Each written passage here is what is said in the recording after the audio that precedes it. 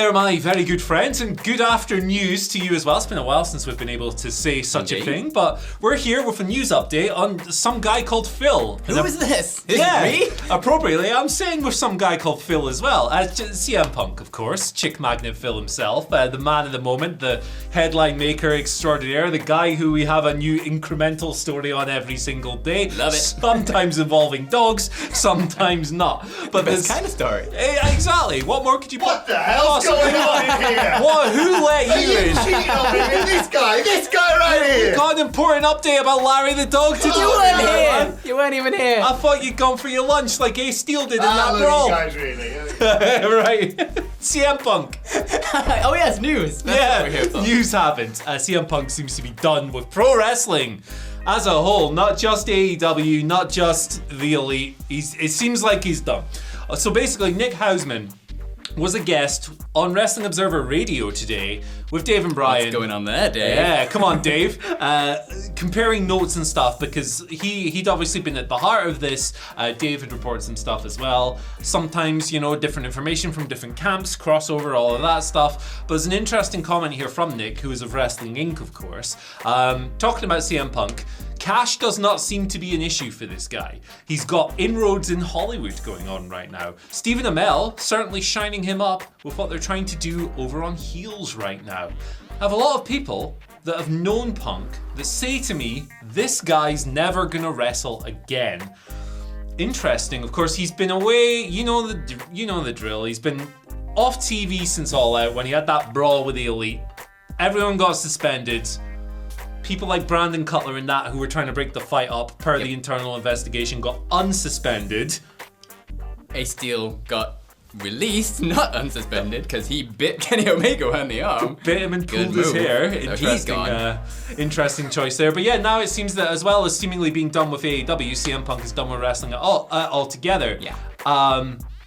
What do you reckon? What's your knee jerk to this? Yeah, genuinely, I think this was the most logical outcome of all of this. Like, you get CM Punk, he puts his all into these things when he does it, and you can feel that he puts his all into it. And then when he gets burned out, Jesus Christ is he burned out, and he is very much seemingly burned out with this and AEW as a company, and I don't see much chance of him going back to WWE for incredibly obvious reasons about what happened there. It took him 7 years just to even consider getting back in the wrestling business because of what happened in WWE. It took so goddamn long to even consider the notion of returning to AEW.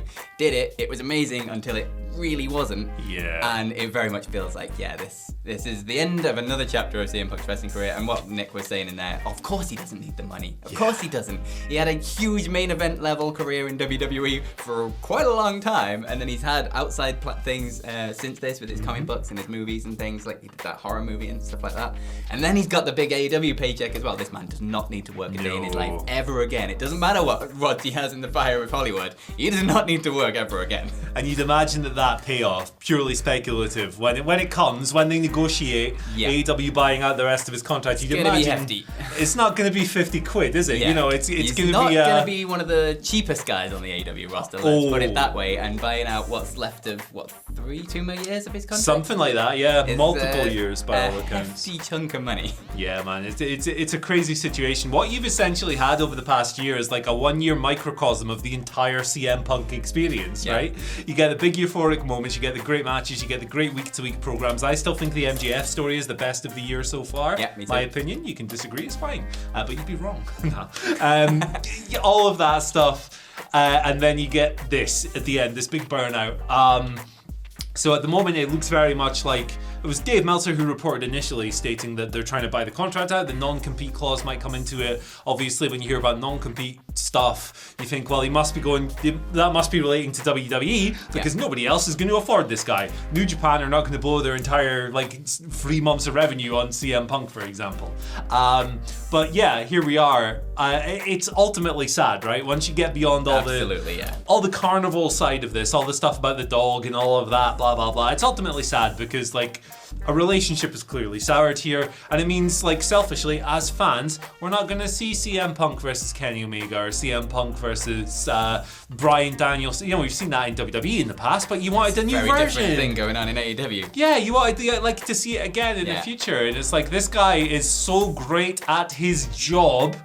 but stuff like this does come up with him. Yeah, absolutely. And there's going to be, like you say, a tinge of sadness with all of this, because it's not even just in the dream matches that we're now obviously going to be missing because CM Punk ain't going to be going back to wrestling, but in terms of just the way it went down and it taking like the Elite down with it all, as a, not saying they're like blameless in all of this, but like the whole thing, and then it all blowing up in the press conference, everything that it's done for AEW in terms of the sort of opinion in people's minds about that as a company and as a, like the good backstage morale company, which has kind of been destroyed ever since this. It's all a little bit much, but you got to think about as well, like the source that it's coming from, all this Nick Houseman stuff. You're led to believe him more so maybe than other people when it comes to CM Punk related stuff, because he's broken CM Punk camp related news in the past. Like he was the one who came out with CM Punk's camps, not his personally, but his camp's side of the story of the Brawl Out. So he's obviously got some inroads there. Yeah, absolutely, and it was Nick as well, of course, who Punk called out straight away and went, "Hey, are you friends with Scott Colton?" Colt Cabana at the press conference, and then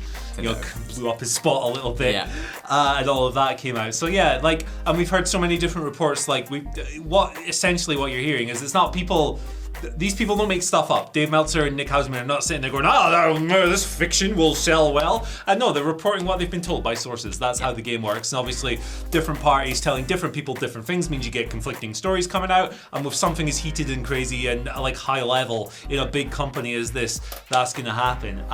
Me, for one, I'm looking forward to the end of this kind of, it's like a culture war within a culture war, isn't it? Because I'm Team Elite, I'm Team Punk, this guy is 100% asshole, no, this guy is 100% asshole. I think the unflattering stuff has come out on both sides. Now, ultimately, right, Punk's the one who said those things at the press conference, sitting next to his boss, and kind of incited this whole incident. We know that happened. He lit the match and threw it down onto a pile of petrol. Exactly, a gas can, and then he walked out of the room. So clearly, that's occurred.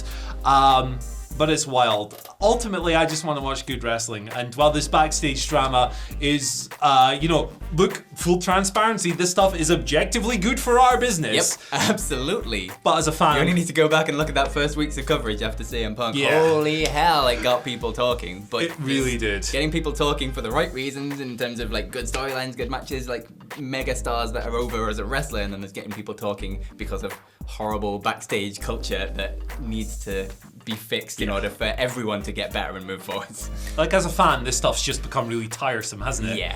It's like definitely run its course now, I think. And it's, as much as the chaos is entertaining at times, it needs to be over and needs to move on. Yeah. Everyone needs to heal. Everyone needs to just have a big old hug, make some cookies. Yeah. Maybe not cupcakes. And get back to the reason that AEW existed in the first place, was to be the antithesis of all of this kind of locker room drama where everyone works together for the greater good of a company, which obviously fell down at some point. Yeah, bits and pieces. I mean, there's been all kinds of, obviously, various other things as well, like Andrade and Sammy, Eddie and Sammy, Thunder Rosa and Britt Baker. Yep. Loads of bits and pieces going on.